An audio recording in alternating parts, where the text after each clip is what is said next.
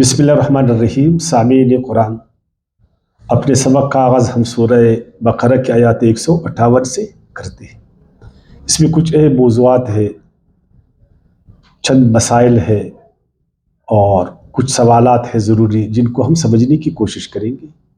Number 1, हज और उम्रा के दौरान सफ़ा और मरवा में तवाफ़ के बारे में कुरान क्या कहते हैं, ये ज़रूरी है इसको जानना, बल्कि सफ़ा और मरवा के बारे में जानना ज़रूरी, और ये भी कि यहाँ हम क्यों तवाफ़ करते हैं, तारीख़ी पस मंज़र इसका क्या है, और हज के जो मनासिक तो उसमें उसकी कद्र व कीमत फिर क्या है, इसको हम जानेंगे। नंबर 2, शायर जो अल्लाह ताला के शायर है, सफ़ा और मरवा को अल्लाह ताला ने शायरुल्लाह कहा है। इससे मुतल्लिक चंद उसूली बातें हम करेंगे। खुद जो शायर है, इसका मानी, मफ़हूम, इसकी हकीकत, अहमियत दीन में क्या है, इसको जानने की कोशिश करेंगे। और सफ़ा और मरवा के बीच में जो हाजी साहिबान सा करते हैं, जिसको कुरान ने तवाफ़ कहा है, उसके बारे में, और इस बारे में कि यहूदी लोग इस अमल को क्यों छुपाते थे, सफ़ा और मरवा के बीच में जो तवाफ़, इससे वो गुरेज क्यों करते थे, इसके बारे में वो प्रोपेगेंडा क्यों करते थे, या खुद अरब के लोग इस बारे में क्यों कंफ्यूज थे, उनको क्या उलझन थी। तो ये सब चूंकि हज के साथ इसका ताल्लुक है, और हम सब जानते हैं कि हज इस्लाम की जो 5 पिलर है, 5 जो बुनियाद है ना, उनमें एक हज भी है। तो इन 5 जो पिलर्स है इस्लाम के, जो 5 सुतून है, इनको अब जानेंगे ना, तो उनमें ये चीज़ भी है। जिस तरह नमाज में रुकू है, सुजदा है, तो इसी तरह फिर हज में जो हज से मुतालिक चीज़ है, उसको हम जानने की कोशिश कर लेंगे। तो आते हैं आयत 158 की तरफ। फरमाया, इन सफ़ा वल मरवत मिन शआइरिल्लाह, बेशक सफ़ा और मरवा ये अल्लाह के शायर में से। पहले सफ़ा और मरवा को नहीं, पहले शायरुल्लाह को जानेंगे। अल्लाह ताला ने सफ़ा और मरवा को इतनी अहमियत क्यों दी कि उनको शायरुल्लाह कहा। शायर असल में ऐसी चीज जो किसी हकीकत का एहसास दिलाने वाली, यानी एक हकीकत है, उस हकीकत की तरफ आपको एक चीज एहसास दिलाती कि वो चीज इस कदर हैसियत कामिल है, और उसका मजहर और निशान वो बन जाए। जिस तरह यादगारी अलामतें, मसलन हम अपने मुल्क के झंडे को लेते, असल में ये तो कपड़े का टुकड़ा है, एक लकड़ी है ना, एक लकड़ी में कपड़े का, और इसमें एक निशान है, किधरी सितारे है, किधरी चांद है, किधरी तारा है, किधरी क्या है, किधरी क्या है। लेकिन हम सब जानते हैं कि ये जो कपड़े का एक टुकड़ा है, ये एक अलामत है, ये एक यादगार है, इसके पीछे एक हकीकत है, और ये झंडा ये हमें एहसास दिलाती है अपने मुल्क के बारे में, है ना। तो फिर बाज लोग उसको सलूट करते हैं, बाज लोग उसके लिए खड़ा होते हैं, और जो एहतजाज करते हैं फिर वो मुल्कों की झंडियों को फिर जलाते हैं, है ना, और बाज लोग उसको फिर कद्र कीमत देते हैं। तो इसका मतलब है कि वो कपड़ा असल में कपड़ा नहीं, उसके पीछे एक हकीकत है। ये कपड़ा सिर्फ एहसास आपको दिलाते। और इसी तरह और भी काफी मुल्कों में हम जाते हैं ना, तो आपको यादगारी अलामतें मिलती। अब आप नोट को ले ले, तो उसमें कुछ यादगारी अलामतें आप उसमें पाएंगे। तो अल्लाह ताला ने फरमाया, ये जो सफ़ा और मरवा है, इसमें कुछ यादगार है ना, ये कोई मामूली चीज नहीं है। इसमें जो आप चलते हैं ना, तवाफ करते, ये तवाफ अल्लाह ताला को क्यों कराता है? हम तो हर काम सवाब के लिए करते, मुसलमान तो हर काम को, मजहबी आदमी वो सवाब के लिए करते, या अपने गुनाहों को बख्शवाने के लिए करते, یا اس کے پیچھے ایک جذبہ ہے، بس ایک عقیدہ ہے، باقی علم حکمت ان میں نہیں ہے. آپ حاجیوں سے پوچھیں کہ صفا اور مروہ میں جب آپ آتے جاتے ہیں نا، یہ کس چیز کی یادگار ہے؟ یہ تو اللہ تعالیٰ کا، اللہ تعالیٰ فرمائیے شاعر اللہ ہے. یہ کس چیز کی علامت، کس چیز کا مظہر ہے، کس چیز کا یاد تم کو دلاتا، کس حقیقت کا احساس تم کو دلاتا؟ اس کی پیچھے کون سی حقیقت چھپی ہوئی؟ تاکہ وہ حقیقت آپ کے سامنے آ جائے، تاکہ وہ حقیقت آپ کے سامنے آ جائے. آپ سب جانتے ہیں کہ اس سے پہلے ہم نے بیت اللہ کے بارے میں پڑھا تھا، اور ہم نے پڑھا تھا کہ بیت اللہ تمام عالم اسلام، دین اسلام کا مرکز ہے سارے انسانوں کے لیے. اور اس گھر کا معمار اول حضرت ابراہیم علیہ السلام، اور اس کے ساتھ اس کا بیٹا اسماعیل علیہ السلام بھی لگے تھے، ہے نا؟ ہم یہ چیز جانتے ہیں نا. تو جب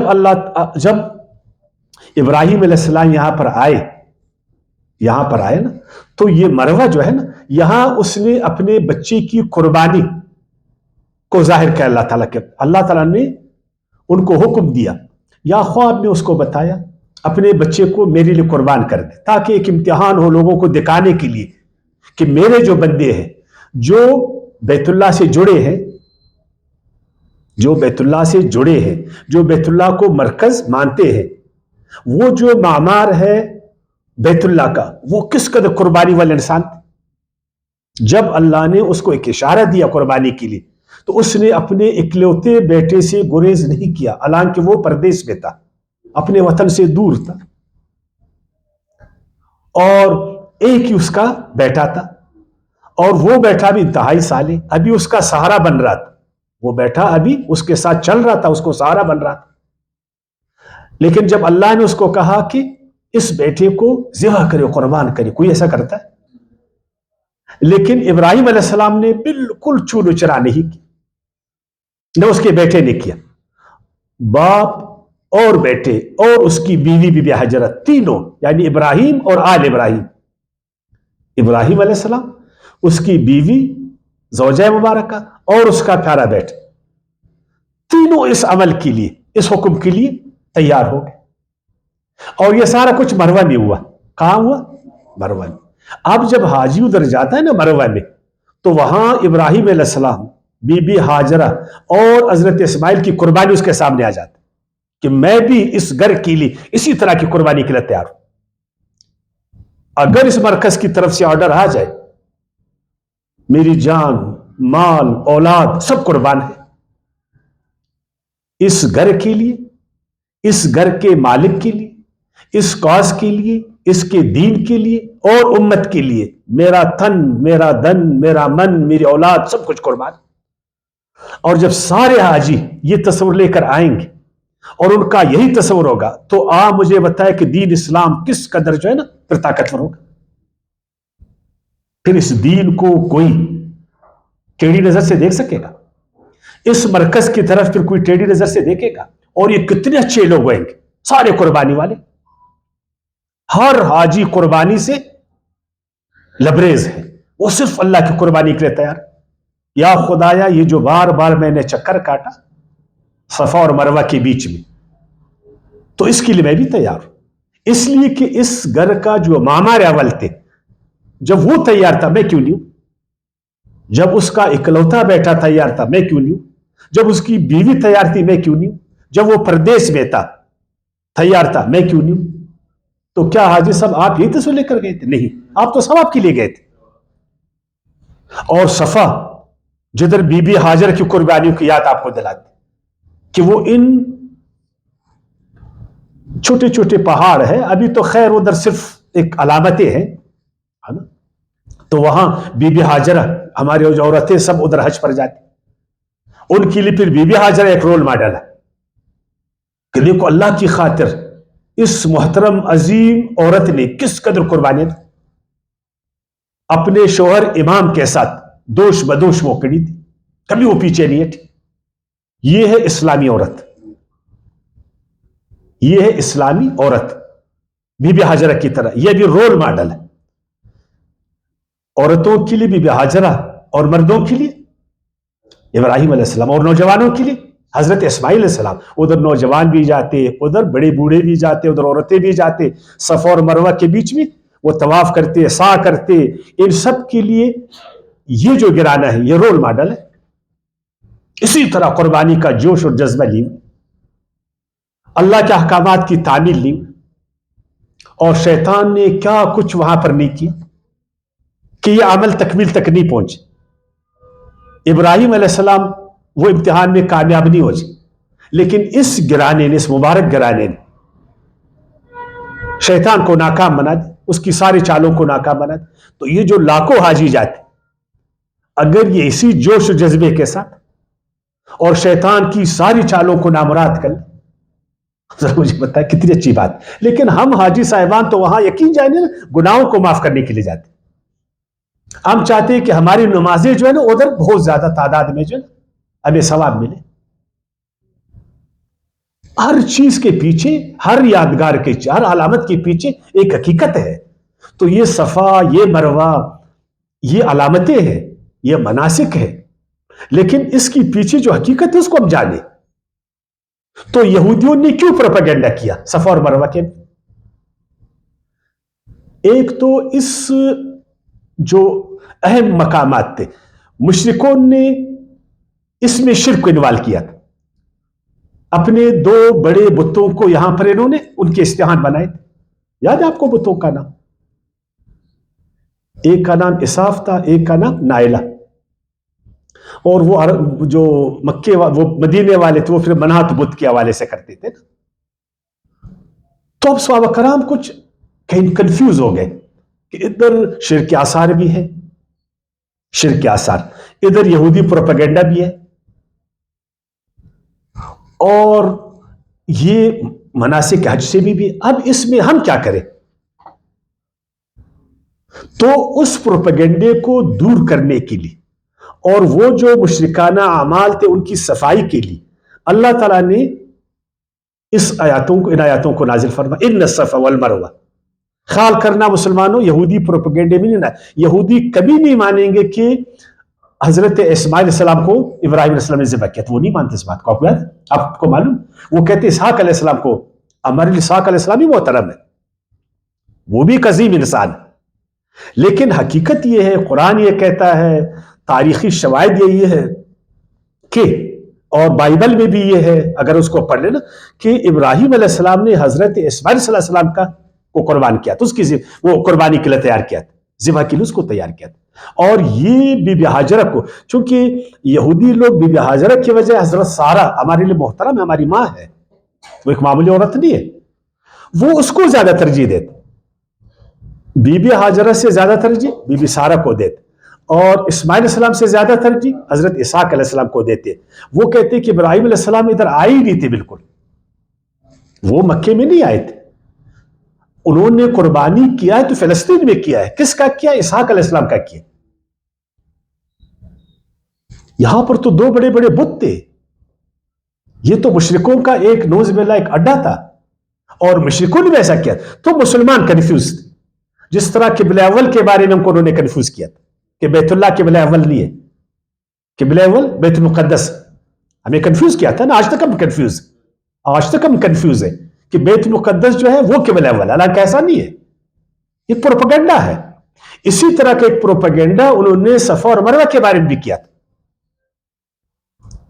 تو اللہ تعالیٰ نے اس پروپیگنڈے کو ظاہر کرنے کے لیے، صفا اور مروہ کی حقیقت حیثیت کو اجاگر کرنے کے لیے کہ یہ مناسک حج میں سے ہے، یہ اللہ تعالیٰ کے شاعر میں سے ہے، اس کو معمولی مت سمجھو اے حاجیو. اپنا جو اضطراب ہے، پریشانی ہے، اس کو ختم کر دو، اس بارے میں کنفیوز نہیں رہو. ان الصفا والمروہ من شعائر اللہ. اچھا، شاعر شعور پیدا کرنے والے. شاعر یعنی وہ علامتیں، وہ نشانیاں، وہ مظاہر، وہ سمبلز، وہ یادگاری علامتیں جو شعور پیدا کرے. تو آپ میں صفا کیا شعور پیدا کرتا؟ آپ حاجی صاحب گئے تھے، کوئی شعور لے کر آئے؟ آپ حج پر گئے، عمرے پر، کوئی شعور لے کر آئے؟ مروہ نے آپ کو کیا شعور دیا؟ عرفات سے آپ کیا شعور لے کر آئے؟ मिना को आप मिना में वो जो आपने शैतानों को मारा, क्या शऊर आप लेकर आए? तमाम हज के मनासिक अमाल करके तुमने क्या शऊर लाया? एकदम जब मीनार पाकिस्तान आपके सामने आता है ना, तो एक शऊर आप जानते हैं ना कि इधर कोई अमल हुआ था बड़ा, इधर कोई बड़ा अमल हुआ था। जब अपने मुल्क के झंडे को देखते एक शऊर आप में आते कि ये हमारे मुल्क का पहचान है, नाम है, इज्जत है, शान है ना, तो सफा में भी आप एक शऊर लेकर आते थे। लेकिन नहीं जी, हमने शऊर नहीं लेकर आना, हमने सिर्फ रस्म और रिवाज के तौर पर, रस्मी तौर पर जो है ना, अपनी इबादतों को, नमाज भी हमने रस्मी तौर पर पढ़ना है, हज भी हमने रस्मी तौर पर करना है, रोजा भी हमने रस्मी तौर पर रखना है, ज़कात भी हमने रस्मी तौर पर देना है, और कलमा शरीफ भी हमने रस्मी तौर पर पढ़ना है, शऊर के साथ नहीं। हमको शऊर वाला ईमान नहीं चाहिए, हमको शऊर वाला मुसलमानी नहीं चाहिए, हमको समझ वाला मुसलमानी नहीं चाहिए। बस हम अंधों की तरह अंधी तकलीद के शिकार अपने बाप दादा के पीछे जाते हैं, बस इसलिए तो फायदा नहीं है। इतना बड़ा अमल हज, ऐसा बड़ा अमल दुनिया में नहीं है। 2 अरब इंसानों को मादी हवाले से, रूहानी हवाले से, अखलाक के हवाले से, हर हवाले से क्या फायदा दिया, मुझे बताएं। नमाज कितना बड़ा अमल है, 5 वक्त हम नमाज पढ़ते हैं, मुझे बताए कोई फायदा दिया? कोई आपका अकीदा ठीक हुआ, कोई अखलाक ठीक हुआ, कोई दुनियादारी आपकी ठीक हुई, कोई आप में नज्म ज़ब्त पैदा हुआ, कोई जमातबंदी पैदा हुआ? ज़कात कितना बड़ा अमल है, आपकी गुर्बत को खत्म किया, आपकी मईशत को तरक्की दी, गरीब और अमीर के फर्क को कम किया, सिर्फ बेकारी पैदा किया सबल। जो रोजे का महीना आता है तो सारे बेकारी जो है ना मैदान में आ जाते, हर एक गरीब का फिर तवज्जो अमीर के जेब की तरफ होता। या गलत मैं कहता?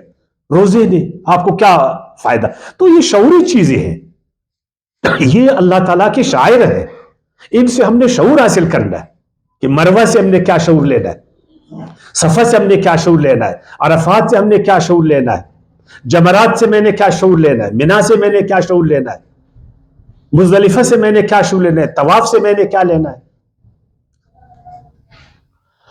इन्न सफा वल मरवत मिन शआइरिल्लाह, बेशक सफा और मरवा अल्लाह की निशानियों में से, अलामात है इस्लाम की, यादगारी अलामात, मज़ाहिर है ये, जिस तरह सिंबल्स। तो इधर आपने इन किरदारों को सामने रखना है। हाजी साहब, इब्राहिम अलैहिस्सलाम, उसका अमल हज से मुताल्लिक, बीबी हाजरा, उसका अमल हज से मुताल्लिक, हजरत इस्माइल अलैहिस्सलाम, उनकी कुर्बानी हज से मुताल्लिक। और एक बात और बताओ, इब्राहिम अलैहिस्सलाम ये जो बैतुल्लाह को तामीर कर रहे थे, आखिर इसके लिए तो पत्थर की जरूरत थी ना, ये पत्थरें कहां से उसने लाई? इसी सफर मरवा से। यानी ये सफर मरवा, इनके ईंटें, इनके जो पत्थर है ना, ये बुनियाद बनी बैतुल्लाह शरीफ की। उस अजीम घर, उस नूरानी घर, उसमें जो पत्थर इस्तेमाल हुए वो कहां से आए? सफा और मरवा से। तो कभी सफर मरवा की तरफ ख्याल जाता नहीं। फमन हज्जल बैत अव इअतमर, फिर जो कोई हज बैतुल्लाह का करे या वो उमरा करे। हज और उमरे में तो जानते हैं हज का माने आपको मालूम, बाद में तो करेंगे तफसील के साथ। हज किसी मुबारक चीज की तरफ इरादा करना, उसकी ज़ियारत के लिए क्या करना? इरादा करना। और एक मानी हज का ये भी है ना, एक चीज को रोकना, एक चीज में झगड़ना और दलील बाजी करना। हज एक ऐसा अमल है ना, एक ऐसा अमल है जहां बाकी दीनी एक्टिविटीज के साथ मुसलमान वहां जाकर दलाइल और बुरहान के साथ, दलील और बुरहान के साथ अपने दीनी और दुनियावी आमाल को वह समझने की कोशिश करते। इंशाल्लाह तफसील से बात करूंगा, वो मशवरे करेंगे, वो अपने मसाइल को उधर लाएंगे, अपने मसाइल को दलील से डिस्कस करेंगे और उनका सोल्यूशन, उनका हल दलील से जो है ना बताएंगे कि ये हमारे मसाइल हैं इस साल के मुसलमानों के, दीनी और दुनियावी, और ये उनका हल है। बाकायदा इनके पीछे दलील होगी। उमरा, उमरे का मतलब चीज को तामीर करना, इस चीज को आबाद करना, एक चीज को आबाद रखना, एक चीज को आबाद रखना, एक चीज को बाकी रखना। حج کے دوران، حج تو کچھ مخصوص دنوں میں ہوتا ہے نا، عمرے ہر وقت ہم کرتے، تو پھر اس دونوں اعمال سے ہم اسلامی جو مرکز ہے اس کو ہم آباد رکھتے، جو اسلام کا مرکز ہے بیت اللہ نا، ان دو اعمال سے اب اس کو کیا رکھتے؟ ہمیشہ آباد رکھتے، اس کو مضبوط رکھتے ہیں، اس کو قائم رکھتے ہیں، تاکہ ہمیشہ ہمیشہ سارے مسلمانوں کا اور سارے انسانوں کا مسائل ادھر ڈسکس ہو اور ادھر ان کا حل نکلے، اس جذبے کے ساتھ۔ کون سا جذبہ؟ ابراہیم علیہ السلام والا جذبہ۔ کون سا جذبہ؟ بی بی ہاجرہ والا جذبہ۔ کون سا جذبہ؟ حضرت اسماعیل علیہ السلام جذبہ، ایک قربانی کے ساتھ۔ جب 2 ارب انسانوں کے توجہات کا مرکز صحیح معنوں میں بیت اللہ ہوگا اور وہ یادگاری چیزیں شعائر اللہ ہوں گے، تو ہاں مجھے بتائے کہ دین اسلام اس کو قائم رکھنے سے، ظاہر کرنے سے کوئی روک سکتا ہے؟ اس کے غلبے میں کوئی رکاوٹ ڈال سکتا ہے؟ پھر وہ ہدف جو اسلام ہے، دین اسلام کے، اس ہدف تک پھر ہم نہیں پہنچ پائیں گے، پھر اپنے مقاصد تک ہم نہیں پہنچ پائیں گے، ہے نا؟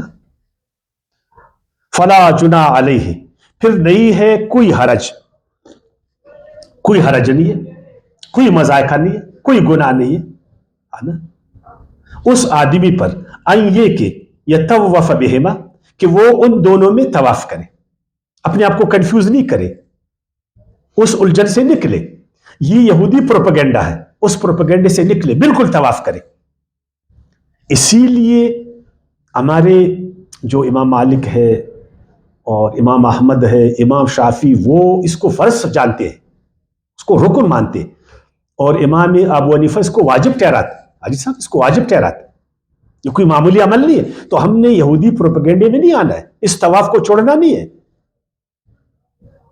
اس بڑے عمل سے ہم نے گریز نہیں کرنا۔ اور ویسے بھی یہودیوں نے بہت زیادہ پروپیگنڈا کیا، اور عجیب ہے کہ اپنے ان پروپیگنڈوں سے ان کے ہم بھی متاثر ہو۔ آپ اپنی تاریخ کو دیکھیں، اپنی روایت کو دیکھیں، اس قدر اسرائیلی روایات، اس قدر یہودی پروپیگنڈا، اس قدر عیسائیوں کا پروپیگنڈا، آپ حیران ہو جاتے۔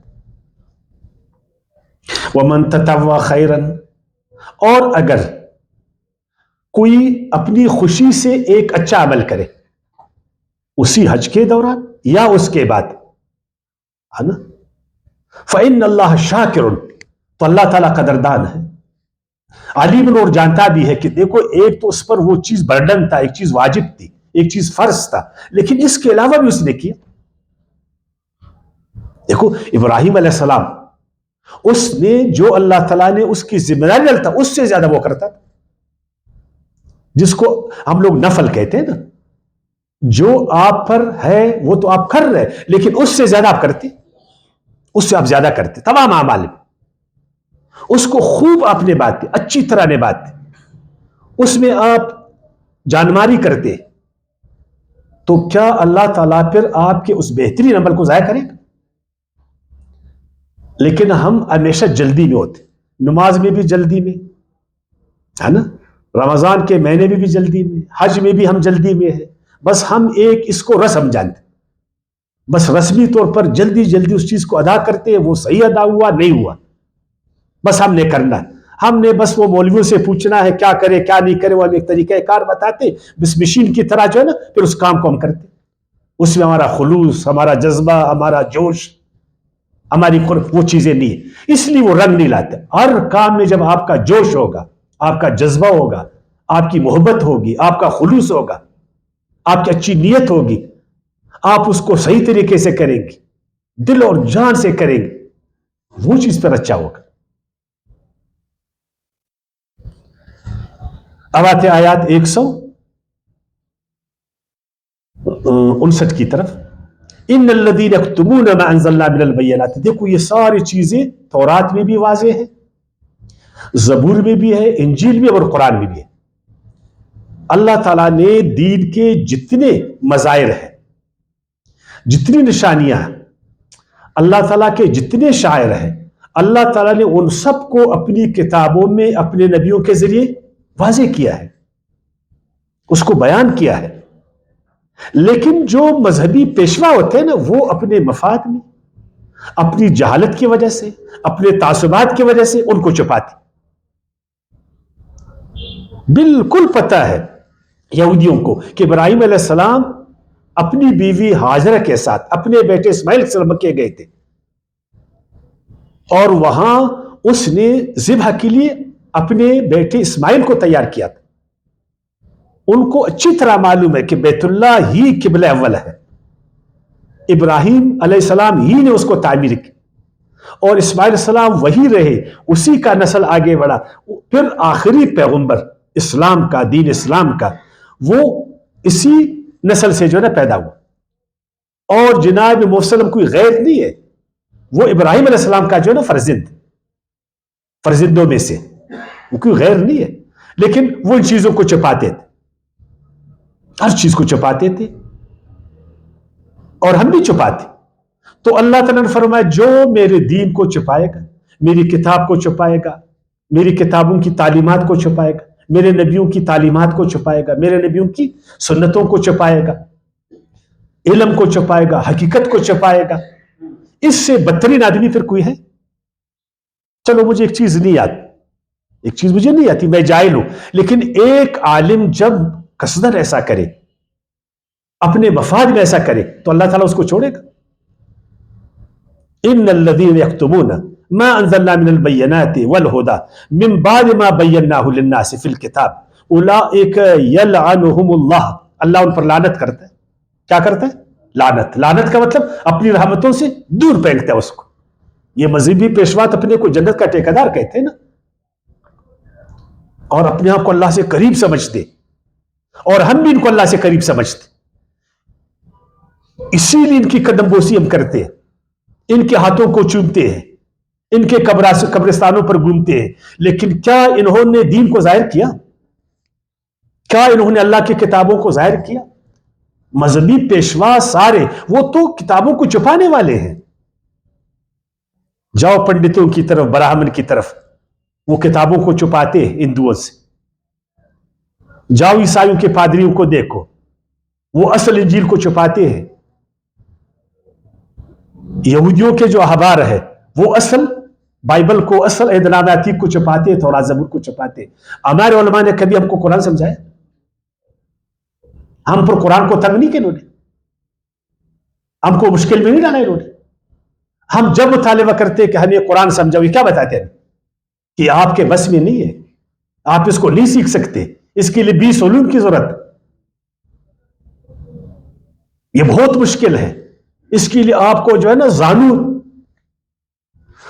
وہ کرنے پڑتے، ٹیکنے پڑتے، وغیرہ وغیرہ سارا کچھ۔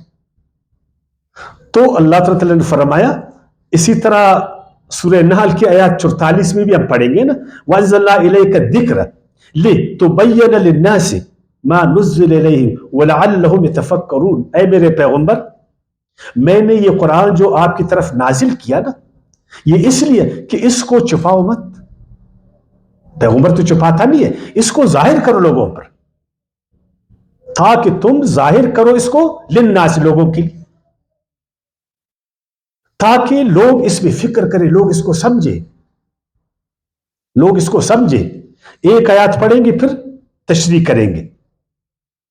پھر اسی طرح سورہ آل عمران کی آیات 187 میں ارشاد باری تعالیٰ ہے، اس کو بھی آپ ذرا توجہ سے سنیں، آیات 187، اللہ نے فرمایا وَإِذْ أَخَذَ اللَّهُ مِيثَاقَ الَّذِينَ أُوتُوا الْكِتَابَ، اور یاد کرو اے یہودیوں اس خاص وقت کو جب لیا اللہ نے میثاق الذین اوتوا الکتاب، ان سے جن کو دی گئی تھی کتاب، ضرور تبینن، تم نے بیان کرنا ہے، اس کتاب کو للناس، لوگوں کے لیے، ولا تکتمونہ، اور اس کو چھپانا نہیں ہے، فنبذوہ، تو پھینک دیا انہوں نے اسے، وراء ظہورہم، اپنے پیٹھ کے پیچھے، واشتروا، اور انہوں نے پسند کیا، لے لی، بھی اس کے بدلے میں، ثمنا قلیلا، تھوڑی سی قیمت، فبئس ما یشترون، پس بہت برا ہے جو کچھ وہ لیتے ہیں۔ ان یہودیوں نے کیا کیا؟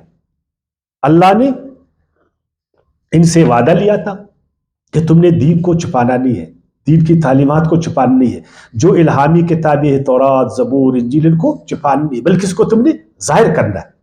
لیکن پھر اپنے تعصبات ہے، مذہبی تعصبات ہے نا، اپنے مفادات ہے، مذہب، اپنا پیٹ ہے، اپنا دندہ ہے، جب یہ تعصبی بن گئے. انہوں نے اللہ کے دین کو مذہب میں بدلا. میری بات کو ذرا غور سے سننا.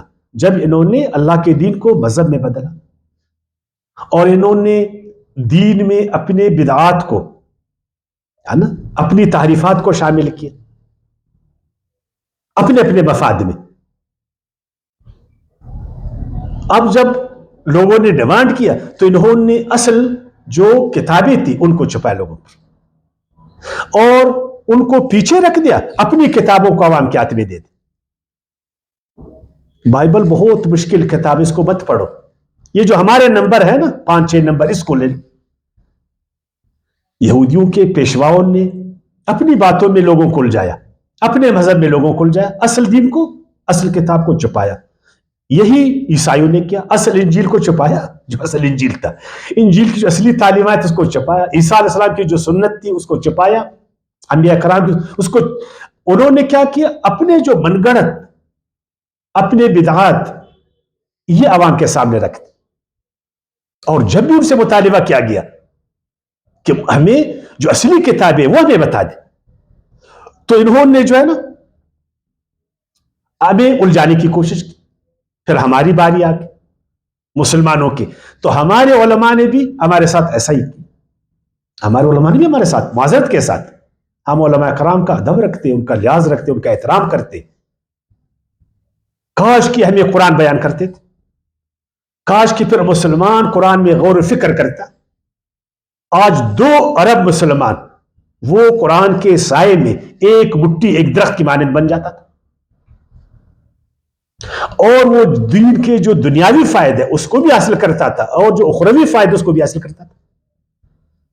لیکن انہوں نے ہمیں قرآن سے دور کر دیا, ہمیں اپنے اپنے فرقوں میں مذاہب میں الجھائے, اپنی اپنی کتابیں ہمارے ہاتھ میں دے دی. اب حالت یہ ہے کہ ہر جگہ مسلمان کو قتل کر رہا ہے, بجائے کہ مسلمان دوسرے مسلمان کا بھائی بن جائے, اس کے بدن کا حصہ بن جائے. نقصان کتنا ہوا, اب مسلمان کا جانی دشمن بن گیا. آج 21ویں صدی میں جتنا خون مسلمان کا بہا رہا ہے کوئی اور نہیں بہا رہا. جس قدر نفرتیں ہم ایک دوسرے کر سے کوئی نہیں کرتے, اور اسی طرح سارے مذاہب والے جو ایک دوسرے سے نفرتیں کرتے کوئی نہیں کرتا. اس سے پہلے تاریخ میں جب مذہب والوں نے ایک دوسرے کو خدا کے نام پر مذہب کے نام پر جو کاٹا, جو مارا, جو قتل کیا, حیرت میں جائیں گے. چھوٹے بچے آپ تاریخ پڑھ لیں, کروڑوں لوگوں کو انہوں نے مار دیا, اس لیے کہ انہوں نے تورات سے ہم کو دور کر دیا. حالانکہ اصلی تورات, اصلی انجیل, اصلی زبور اور ہمارا قرآن, اس کی تعلیمات بیسکلی ایک چیز تھی, بنیادی تو ایک چیز تھی. لیکن کیا کرے کہ انہوں نے اس چیز کو چھپا دیا ہم سے. اصل چیز ہم پر چھپ گئی, ہم اندھیرے میں ہو گئے. اب اندھیرے میں تو ہر آدمی دوسرے پر چڑھے گا, ہے نا, ہر ایک دوسرے کو گرائے گا. اس روشنی سے ہم لوگوں کو انہوں نے معلوم کر دیا. یہی بات اللہ تعالیٰ نے فرمایا, ان الذین, بے شک جو لوگ یکتبون چھپاتے ہیں, ما انزلنا من البینات, وہ جو نازل کیا ہم نے, من البینات روشن دلیلیں, کیا بینات, اللہ کی ساری کتاب بینات ہے, روشن. آپ بھی سمجھ سکتے, میں بھی سمجھ سکتا ہوں, آسان, آپ بھی سمجھ سکتے, میں بھی سمجھ سکتا ہوں. لیکن انہوں نے اس کو چھپایا. والہدیٰ, اور ہدایت, جو اللہ کی طرف ڈائریکشن ہے, ہماری لیے ہدایت ہے, اس کو انہوں نے چھپایا. من بعد ما بیناہ, اس کے بعد کہ ہم نے کھول کھول کر بیان کیا انہیں, للناس, لوگوں کے لیے. ہم نے قرآن کو بھی کھول کھول کر بیان کیا لوگوں کے لیے تاکہ لوگ اس کو سمجھے. ہم نے تورات کو بھی کھول کھول کر بیان کیا لوگوں کے لیے تاکہ تورات کو سمجھے. اسی طرح ہم نے زبور اور انجیل کو بھی کھول کھول کر بیان کیا لوگوں کے لیے تاکہ سمجھے. لیکن یہ مذہبی پیشوا کر کہتے کہ اللہ کی کتابیں مشکل ہے, اس کو کوئی سمجھ نہیں سکتا, ہمارے بغیر اس کو کوئی نہیں سمجھ سکتا. ہم نے جو سمجھا ہے وہی ٹھیک ہے, بس تم نے صرف اندھوں کی طرح ہماری تقلید کرنا ہے, تم نے اندھوں کی طرح ہمارے پیچھے چلنا ہے. ہم بولیں گے بیٹھو, تم نے بیٹھنا ہے, ہم بولیں گے اٹھ, ہم نے اٹھنا ہے نا. ہماری شریعت کو تم نے جو ہے نا بھی چلانا ہے, فالو کرنا. تو اس کا بھی جواب دیکھیں نا, اولئک, یہی لوگ, کون لوگ, جو اللہ کی کتابوں کو لوگوں سے چھپاتے ہیں. کون چھپاتا ہے؟ جاہل چھپاتے ہیں, جاہل کو سرے سے کچھ آتا نہیں ہے. کون چھپاتا ہے؟ عالم لوگ چھپاتے ہیں نا, عالم لوگ چھپاتے. یہودیوں کے علماء تورات کو چھپاتے, باقی انبیاء کرام کی کتابوں کو چھپاتے, عیسائیوں کے علماء انجیل کو چھپاتے, ہے نا, اور ہمارے علماء قرآن کو چھپاتے. اگر جو بولتے کہ ہم نہیں چھپاتے, لیکن آپ دیکھیں اگر آپ نے نہیں چھپایا تھا تو آج ہم قرآن کو جانتے ہیں نا, آج ہم قرآن کو سمجھتے, آج قرآن کی جو بنیادی تعلیمات ہر مسلمان اس کو جانتا. اولئک, وہ لوگ جو اللہ کی کتابوں کو چھپاتے ہیں, یلعنہم اللہ, ان پر اللہ لعنت کرتا ہے. لعنت, لعنت رحمت کا ضد ہے. ایک اللہ کی رحمت, ایک اللہ کا فضل, ایک اللہ کی مہربانی, ایک اللہ کی لعنت. اپنی رحمت سے اس کو دور کر دو, دفع ہو جاؤ میرے آگے سے. میری کتاب کو چھپاتے ہو, میں اس کتاب کے ذریعے اپنے بندوں کو جنت میں لے جانا چاہتا ہوں, تم بیچ میں آ کر رکاوٹ بن گئے میرے اور میرے بندوں کے بیچ میں, اور دین کے ٹھیکیدار تم بن گئے.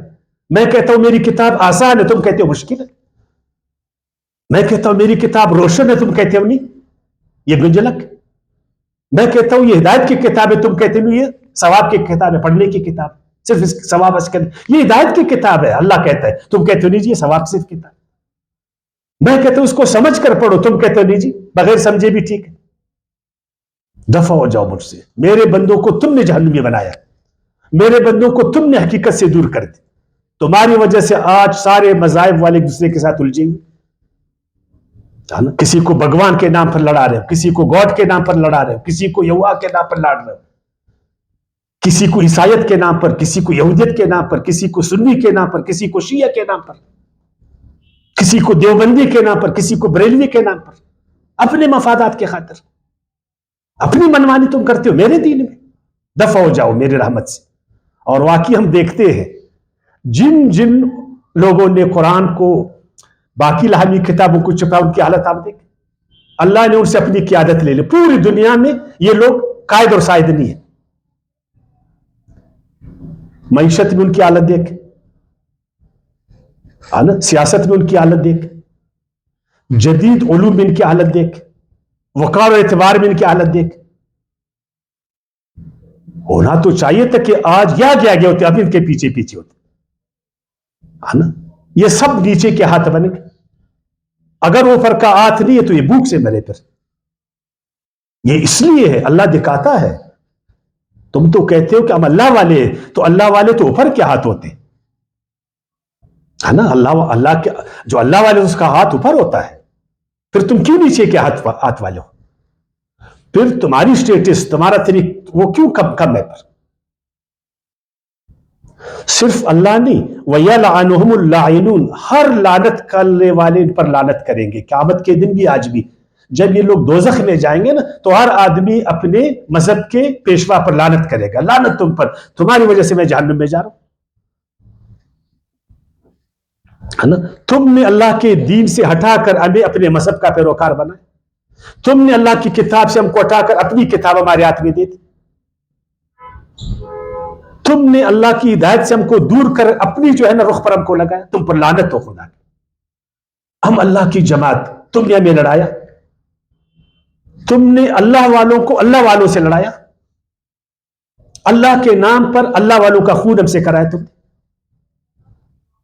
اللہ کے نام پر اللہ کی اس پیاری زمین کو, امن والی زندگی زمین کو تم نے سرخ کیا خون سے. اتنی رحمتیں اللہ نے اس دنیا میں رکھی تھی, تمہاری وجہ سے ہم سب اس رحمتوں سے, نعمتوں سے محروم ہو گئے. تم نے ہم لخت رکشن دیا. آپ تورات میں بھی کبھی پڑھ لینا, ان میں بھی ان کو کہا گیا یہودیوں کو, خبردار خبردار اللہ کی تعلیمات کو, اللہ کی کتابوں کو نہیں چھپانا. ان کی وہ تورات میں کتاب ہے نا استثناء, باب 6 آیات 4 سے لے کر 9 تک آپ پڑھ لیں. پھر باب 27 آیات 2 سے 4 تک لے, پھر آپ کو خود پتہ چلے گا. اور کہا گیا تھا نا, ایک جگہ تو میں نے پڑھا نا کہ عید خیام میں ان کے علماء کو تمام تورات ان کے سامنے تم نے رکھنا ہے. دوسرے الفاظ میں جو بائبل ہے, عہد نامہ عتیق, ان کو سامنے رکھنا ہے. اس طرح رمضان میں تمام قرآن کو ہمارے سامنے تو یہ رکھتے, لیکن سمجھو اس کو نہیں. ابھی رمضان آ رہا ہے نا, روزہ آپ نے بغیر سمجھے جو ہے نا قرآن کو صرف ثواب کے لیے پڑھنا ہے. جو پڑھا رہا ہے اس کو بھی کچھ نہیں پتا, جو پیچھے ہے اس کو بھی کچھ نہیں پتا. تو کس نے ہمیں جو ہے نا اس پیاری کتاب سے دور کر دی؟ دنیا کی ساری کتابوں کو لوگ سوچ اور سمجھ کر پڑھتے, لیکن مذہبی کتابیں ان کو لوگ صرف ثواب کے لیے پڑھتے. آخر کس نے جو ہے نا ہمارے ذہنی بات کو ڈالا کہ ہر کتاب کو سمجھ کر پڑھو, لیکن اللہ کی کتابوں کو بغیر یہ مذہبی پیشوا ہے, یہ ان کی گناہ ہے. ہاں یہ بچ پائیں گے آیات نمبر 160 میں, الا الذین تابوا, اگر وہ توبہ کرے. کہ آئندہ اللہ کی کتابوں کو ہم نے نہیں چھپانا, ہم نے اللہ کی کتابوں کو بیان کرنا, ہم نے اپنی کتابیں لوگوں کے ہاتھوں سے لینا ہے کہ بھائی ہماری کتابوں کو دے دو, اللہ کی کتاب کو لے لو. ہمارے مذہب کو چھوڑو, دین اسلام کو پکڑو, فرقے بندیوں سے باز آ جاؤ اور سب مسلمان بھائی بن جاؤ. ہمارے راستوں پر مت چلو, اللہ کے راستے پر چلو. یہ توبہ کرے. یہودیوں کے علماء بھی توبہ کریں, عیسائیوں کے علماء بھی توبہ کریں, یہ جو دوسرے ہیں اور ہمارے والے, یہ سب توبہ کریں, رجوع کریں, یہ پشیمانی کرے اور عوام کے سامنے آئے اور اپنی غلطی کا اعتراف کرے کہ ہم نے بہت غلط کہا کہ اللہ کی کتابوں کو بغیر سمجھے پڑھو. ہے نا, یہ کسی نبی کی سنت نہیں تھی کہ وہ اللہ کی کتاب کو امت سے چھپاتا. ہم نے غلط کیا, ہم توبہ گار, آئندہ نہیں کریں گے, بس رہو. اور ابھی وہ لوگوں کو اللہ کی کتابوں سے آگاہ کرے, اصلاح کرے, اپنی اصلاح کرے, قوم کی اصلاح کرے, امت کی اصلاح کرے, اللہ کی کتابوں کو ظاہر کرے. وہ بینو, اور کتابوں کو ابھی ظاہر کرے کہ جو ہم نے کیا سو کیا. ہے نا, ابھی ہمارے نمبروں کو چھوڑ دو, ہماری کتابوں کو چھوڑ دو. ابھی وہ قرآن کو بیان کرے, وہ اصلی انجیل کو سامنے لائے, وہ اصلی تورات کو سامنے لائے, وہ اصلی زبور کو سامنے لائے.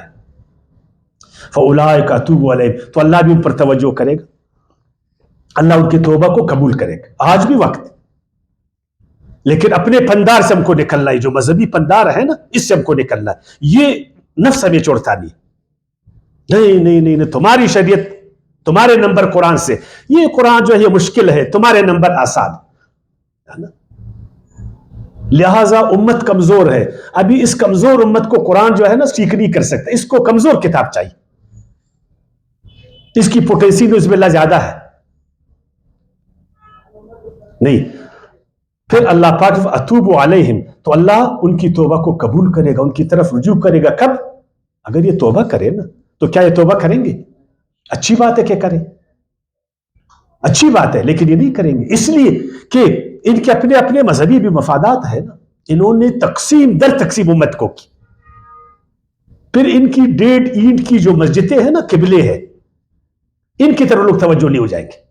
ان کی بزرگی جو ہے نا پھر نہیں چلے گی, ان کی پیشوایت نہیں چلے گی. پھر اس مذہبی پیشوایت کے ذریعے وہ ہمارا مال باطل نہیں کھا سکیں گے, اپنے ہاتھوں کے آگے ہم کو جھکا نہیں سکیں گے, اپنے قبروں کا طواف ہم پر نہیں کروا سکیں گے, پھر اپنے قبروں کا خاک ہم کو نہیں چٹوا سکیں گے. پھر یہ لوگ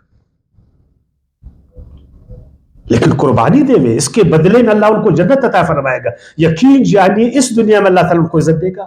آپ تاریخ میں پڑھ لیں, جو ہمارے ائمہ کرام جنہوں نے قرآن کو ظاہر کیا, جنہوں نے اسلام کو ظاہر کیا, جنہوں نے تعلیمات دی, کتنا بڑا ان کا نام, وہ دین کے امام تھے.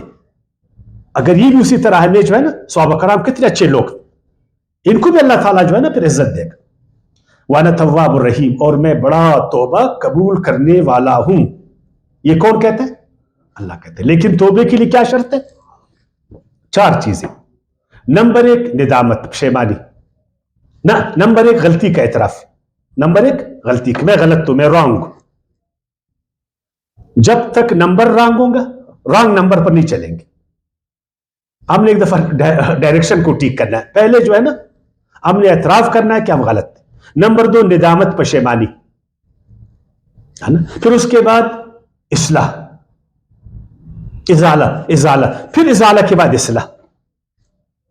اگر یہ 4 کام ہم کریں گے, اللہ ہماری طرف توجہ کرے گا, اللہ ہمارے کام میں برکت ڈالے گا. وہی لعنت کو اللہ تعالیٰ ہم سے ہٹائے گا اور اپنی رحمتوں میں ہم کو جگہ دے گا. کتنی اچھی بات, کدھر اللہ کا عذاب اور کدھر اللہ تعالیٰ کی رحمتیں, اللہ کا فضل.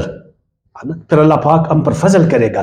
پھر انہی ائمہ کرام کو یہی علماء کرام کو اللہ تعالیٰ دوبارہ اوپر کا ہاتھ اٹھائے گا اور ان کو دین میں نامور کر کے یقین جانے پھر ان کو اللہ پاک خلیفہ بنائے گا،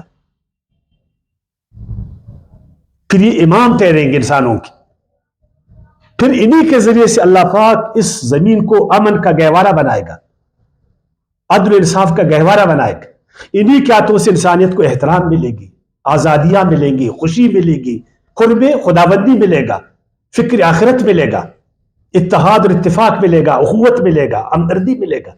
کتنی اچھی بات ہے اگر یہ توبہ کرے۔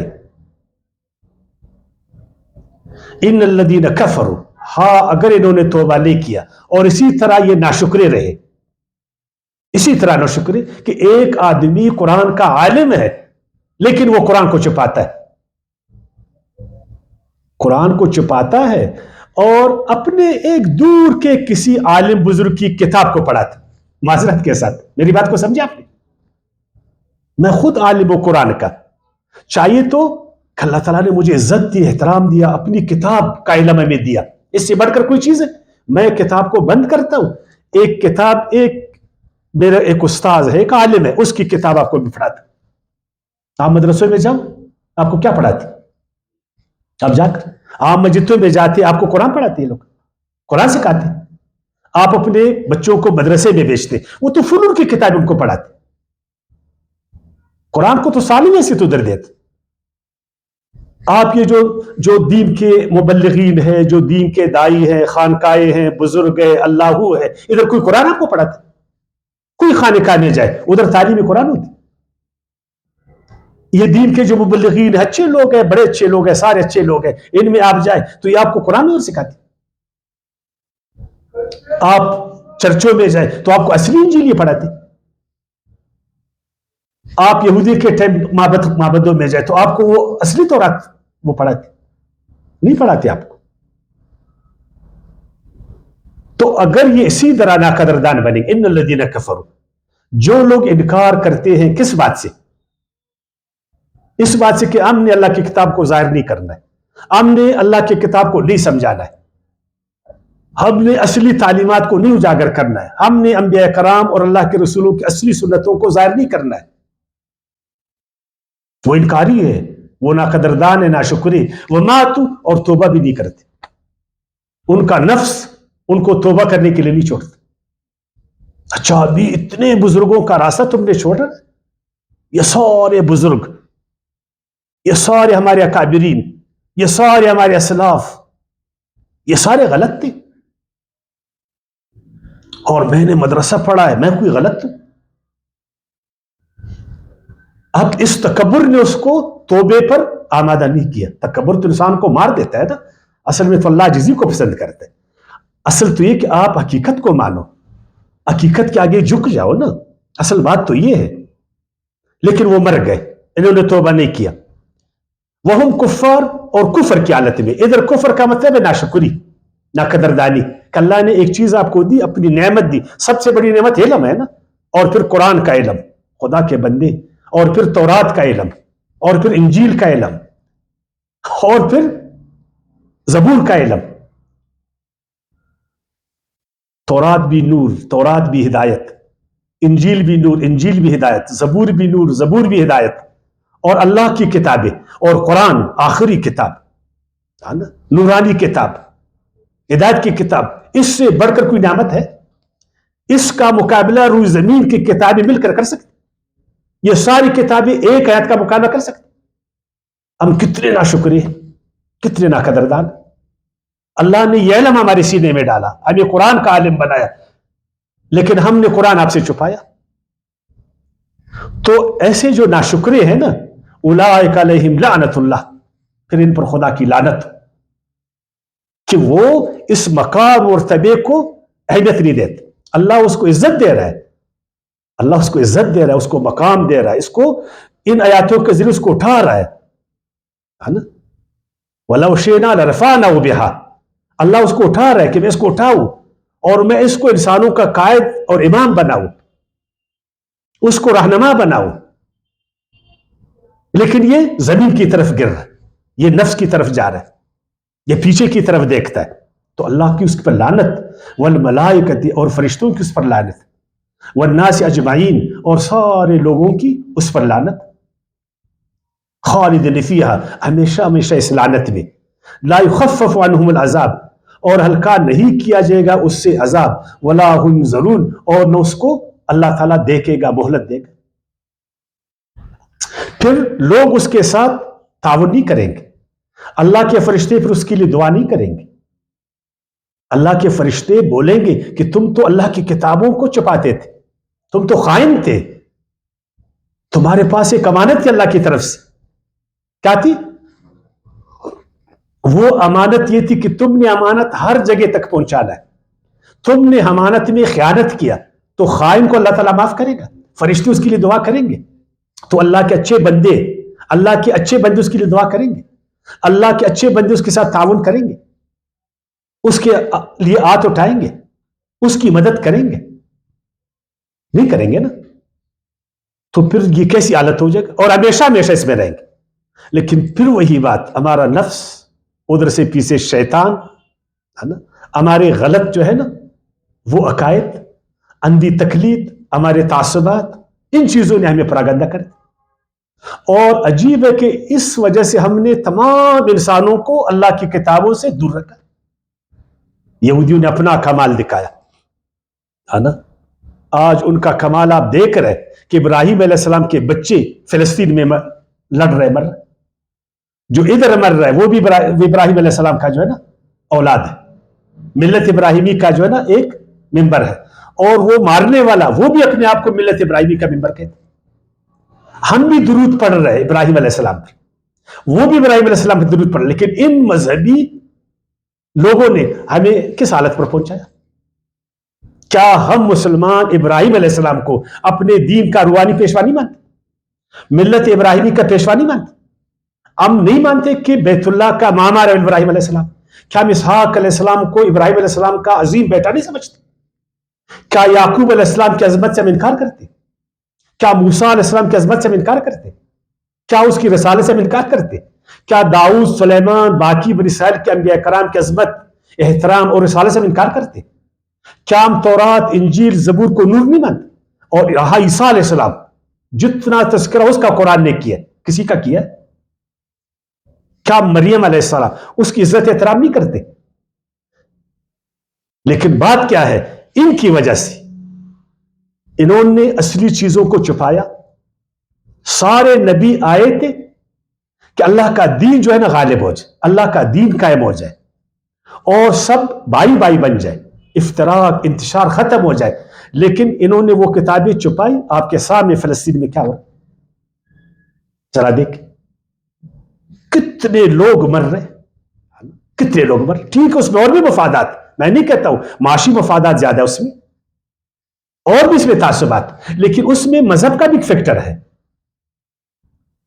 اور ان باقی جو شیطانی قوتیں ہمیں لڑا رہے, طاغوتی قوتیں جو ہمیں لڑا رہے اپنے معاشی فائدوں کے لیے, اقتصادی فائدوں کے لیے, اس کو شکست بھی تو اللہ کی کتابیں دے سکتی تھے نا. ان کو شکست بھی اللہ کی کتابیں, تورات, زبور, انجیل اور قرآن دے سکتے تھے نا. اگر آج ہم ان الہامی کتابوں کی تعلیم دیتے تھے اور اصل تعلیم کو ہم سمجھتے تھے, تو آج 4.5 ارب لوگ ابراہیم علیہ السلام کی ملت والے یہ آج ایک مٹھی ہوتے تھے. پھر ان کا خون یہ طاغوتی قوتیں اپنے مفادات کے لیے بہا سکتے تھے؟ آپ مجھے بتائیں, پھر صلیبی جنگیں ہو سکتی تھی؟ خود ہمارے مسلمان علماء اگر ہمیں قرآن سے روشناس کرتے تو عراق جہنم بنتا تھا, شام میں اتنے مسلمان مرتے تھے, افغانستان قبرستان بنتا تھا, لیبیا کی حالت یہ ہوتی تھی, خود ہمارے ملک میں ایسی حالت پیدا ہوتی تھی.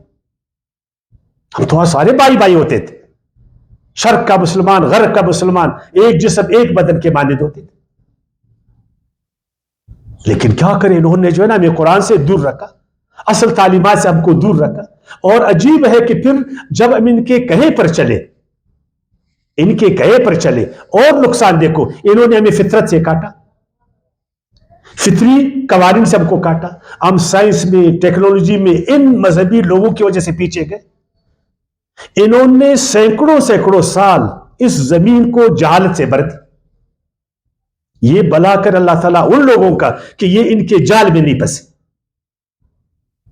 انہوں نے بغاوت کی ان مذہب فروشوں سے, اور انہوں نے سائنس کو, ٹیکنالوجی کو, ہے نا, اس پر عمل کیا, اور دنیا میں جو ہے نا کچھ ترقی ہوئی, دنیا میں کچھ راحتیں آئی, ورنہ یہ ابھی بھی ہمیں جہالت میں رکھتے تھے.